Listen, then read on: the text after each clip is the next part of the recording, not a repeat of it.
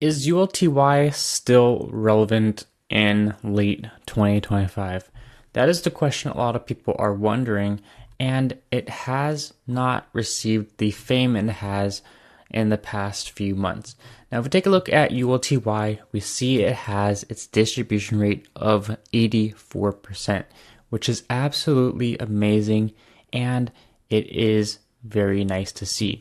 Now, if we take a look at the 1 month chart on ULTY, we can see it's down almost 4% on the month, which is actually quite good. We can see for the month of September, where it was $5.60, around 60 cents, it's actually break even. So this month has been pretty amazing, and that's very good news to see for a lot of investors in ULTY. We do want to mention that we have over $3 billion assets under management, so there is a lot of funding for this ETF. And if we take a look at the distributions, we can see it's still paying the same amount of 9 cents per share, which is amazing as well. And it's been very reliable. If we take a look ever since it went weekly in March 13, that was when they changed it from monthly to weekly distributions. Now, that's not exactly the strategy change. The strategy changed late 2024, but when they did change out the payment frequency, we can see it's been very consistent for at least 5 months, almost 6 months now, which is absolutely amazing to see. We're getting payments of 10 cents, 9 cents.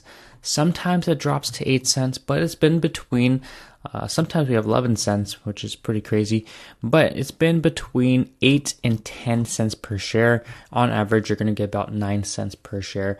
And considering the stock price, the ETF price is $5.67, that's a very high distribution rate, which is going to equate to this 84% yield forward facing based on the last distribution. Now, ULTY is one of the best payers in my portfolio. A lot of people did sell the ETF earlier in the year from July, mid-July, all the way to August. It went from mid $6 price point all the way to mid $5 price point. So a lot of people did lose money there in terms of capital depreciation, but ULTY has been pretty stable lately. In the past week, it's up almost 2%. So it's a very good, reliable fund. And even NEOS is coming out with their own strategy, their own ETF. They filed an N-1A for a very interesting ETF. Stay tuned for that. That is going to come out soon. And if you're not familiar with NEOS ETFs, they're probably one of my favorite ETF issuers. Very stable, NAV, reliable distributions, overall great funds. But they're coming out with their own quote-unquote ULTY and SALTY hybrid. So they're going to have ULTY and SLTY, pretty much these two strategies in one ETF. So that's going to be very interesting to see. So it can kind of counteract the bull market and the bear markets. And if you're not familiar with SLTY, it hasn't been doing too good because we haven't really seen dips in the market. It's pretty much the same strategy as ULTY, but it's instead of being long on the holdings, it's going to be shorting the positions. So all of these holdings, they are bearish on. So when those stocks drop, you're going to see the best performance from SLTY. But overall right now, hasn't been doing too good, and in my opinion, this isn't really an ETF you want to buy and hold. It's more of a short-term holding, mainly because most of the time you're going to have bull markets rather than bear markets, and it's going to be more of a hedge to the overall market. Now, we do have weekly pay universe ETF by Roundhill, which is, in my opinion, one of the best ETFs out there if you want some capital appreciation. Now, it did release its first distribution this week. I'm pretty satisfied with that distribution rate. Right now, it's about 50%. That's very high. We take a look at the distributions. We can see it paid out 54 cents for this week. Absolutely amazing. And I did buy in to WPAY just to kind of test it out. and I may buy more of this ETF. I'm a huge fan of WPAY because it's a fund of funds. You're getting diversified exposure across all the single stock weekly pay ETFs from Roundhill. So that's always the best in my opinion. I'm not a huge fan of these single stock ETFs. I know a lot of people are invested in them, but this WPAY has been really good. We can see it is up 8% in capital appreciation. I bought around the $51 price point. I kind of wish I bought more because it has been on an absolute roll. And that is because the underlyings in this ETF is 1.2 times leverage. So you do have a little bit more volatility. And even though we do have great capital appreciation, we do have to understand there is risk involved, because if those underlyings drop, this ETF is going to drop a little bit more than the underlyings. So that's something to keep in mind. But we're going to be getting distributions in addition to uncapped upside, which is actually one of the main draws to this ETF. You're going to get capital appreciation, which unlike a lot of other ETFs, you're going to be capped because it's selling covered calls. You're not going to have exposure to the upside. And that's kind of a trade-off with a lot of income ETFs. But WPAY takes it a little bit different. And I'm not actually entirely sure how they generate this distribution because they're not selling options. That's something that a lot of people get this wrong with. It's not a strategy similar to YieldMax.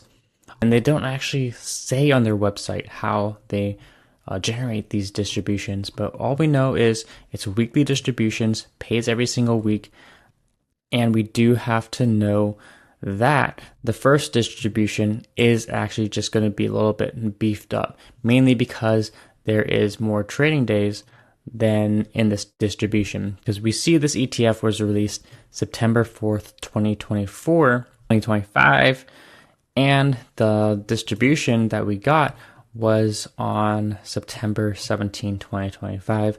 So that's about almost 2 weeks of distributions going into this dividend, I believe. Now, it's possible that they did withhold some of the distributions, and this is the actual yield, 50%. But I think that this is a little bit high because you do have some lower weekly payers inside this ETF. We do have like Apple, it's not going to have as high as a distribution rate of 20%. So I do think that the 50% distribution yield is going to be a bit high. So we do have to keep in mind that it's going to be higher than normal. And that is very common for a lot of income ETFs when they first release. There's just going to be more trading days before they release their first distribution. So we do have to keep that in mind. But I think that if this pays out 30%, I'm going to be pretty happy. Even 40% would be amazing. Even 20% I would be happy with, because we're getting capital appreciation. It's great for long-term growth as well as income investors.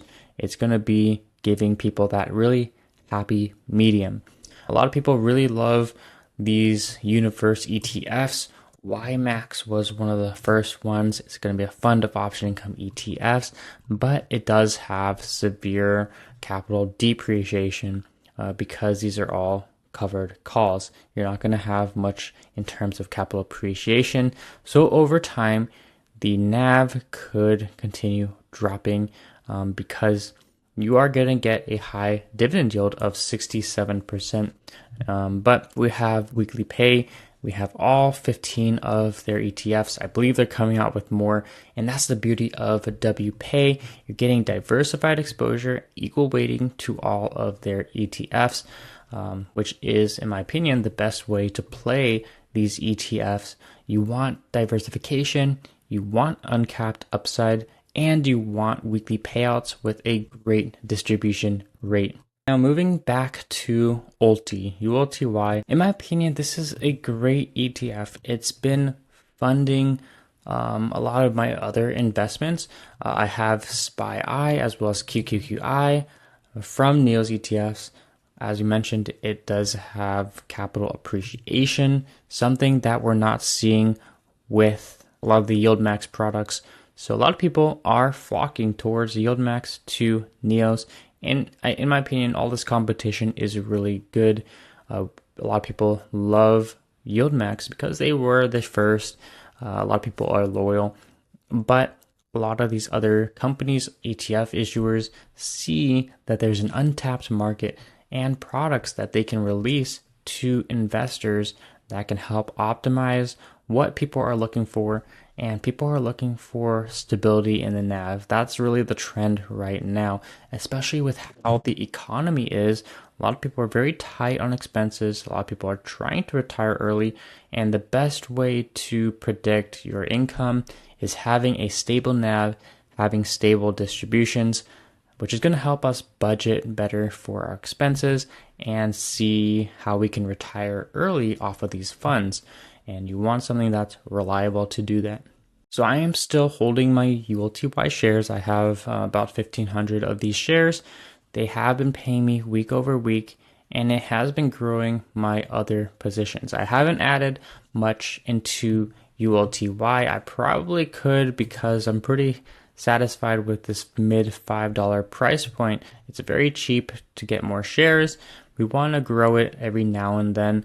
But right now I am using those distributions from ULTY, throwing it into WPAY as well as QQQI, and growing up those positions which don't pay as high as a distribution, but is going to be stability and it's going to be reliable in my opinion. So you do want diversification in your income portfolios, not only the highest yield, but you also want something that's going to be reliable for your portfolio, especially during downturns. We can see some of these ETFs drop pretty sharply during bear markets. So that's something to keep in mind. There's always risk involved with these ETFs. And if you see something drop, look at the overall market. Did the overall market drop? Of course, these ETFs are going to drop if the underlyings drop as well. So let me know down in the comments, are you guys still holding ULTY? I know a lot of people aren't talking about it. Let's talk about it down below.